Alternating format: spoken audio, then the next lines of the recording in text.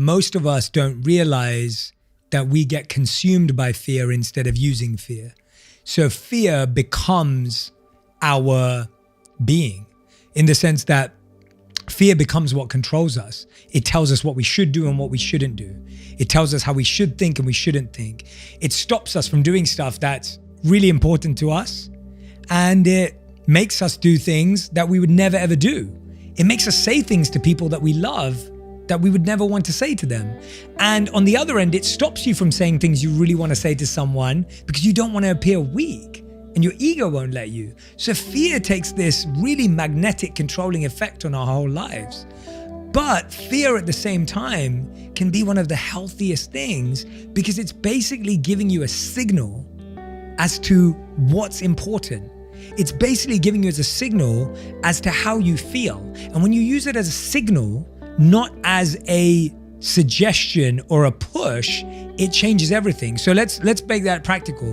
When you are in your home and if the fire alarm goes off, that gives you a signal to say, check for the fire, check if there's a fire, right? Now, if you go, oh, just turn it off, it doesn't matter. Let's avoid my fear. Let's avoid it. Let's just turn it off. Let's forget about it. Your house could burn down. Or if you're lucky, there was nothing and it's fine. But the odds are that there could be a fire. Now, if you're someone who goes, well, let me inspect it. Let me be curious about that. I am scared that there's a fire in my house now that I've heard the fire alarm, but let me be curious. Let me inspect. Let me check. Imagine we approached our fear in that way. Imagine every time I felt scared of something, I said, well, let me get curious about this. Why am I scared of this? Why is it affecting me so much? What about this scares me? Is it all of it? Or is it just a part of it? When you start doing it, you start to break that fear down. And that's the healthy way of looking at fear rather than the unhealthy way of saying, forget about it, keep it away from me. I don't want to go there.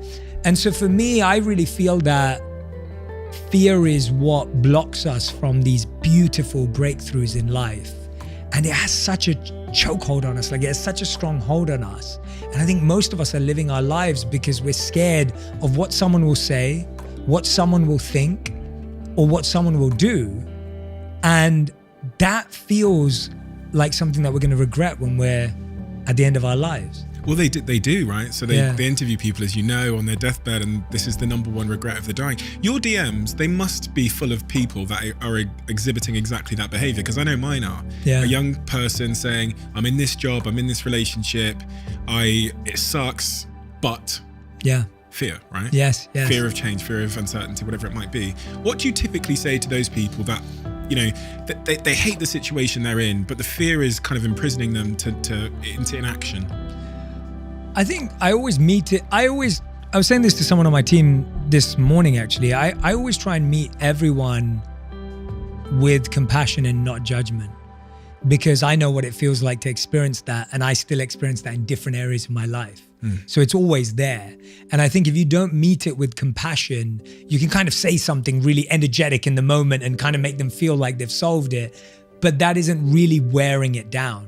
I think for me, the first thing is to acknowledge that that fear is real, to acknowledge that there potentially will be backlash, that there potentially will be someone who's upset. Because I think often we're told, oh no, just do what you want and it doesn't matter. And I'm like, well, it does matter, because maybe you are a good person and you don't want someone to be upset, or you don't want to let your parents down, or you don't want to hurt someone, right? Or you don't want to ruin your reputation by quitting your job or whatever it may be. And I think it's important to acknowledge that that's real and that may happen. But I think what I try and do next is say, okay, well, let's say you didn't change anything. How are you going to feel in 5 to 10 years? And that's my favorite question to ask someone. Let's not change anything about your life. How does it feel in 5 to 10 years? And if it feels worse than what you think it is now, chances are that even if you're going to hurt someone, that's probably the better way to go. But if you say you're going to feel the same or better, then sure, just accept that. And most people will say, well, no, if I don't change anything, if I don't get out of this, my life's going to be worse. But here's the other thing. I think we're always conditioned to think that we need to change our situation to create a change in our life. And actually, with what both of us believe, it's all about a change in perspective and mindset. I have learned things from jobs that I hated, but that are so useful to me right now. I have learned things from relationships with people I've had and those people that I didn't get along with, but those lessons are still serving me today. I've been in countless situations where I wanted to get out of that situation, but that situation was perfectly designed to show me something. And the problem is we're constantly trying to just move and get away. And so really what I say to everyone is I want you to find out what is the perspective shift that this situation is trying to create in your life. Because if you take that with you, that perspective is going to stay with you no matter the situation. But if you just keep trying to change your environment, hoping that your life's going to improve, you're going to feel dissatisfied at the next place and the next place and the one after that. And I feel we're just conditioned to say, okay, you don't like your job, quit your job. You don't like your relationship, quit your relationship. It's not the job or relationship, it's the way you see it. And I think we just keep saying that it's this external shell that we're in, when it's actually this shell and what's happening inside of it that's defining all of these perspectives. I read a book a few years ago about flow state, and that book really transformed how I felt about things. And it talks about how being in flow is the intersection where your skills and your challenge match. So if your skills are higher than your challenge, you'll feel bored, lethargic, and maybe feel stuck.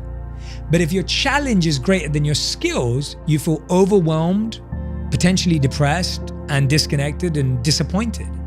So most of us are living in one of those discrepancies.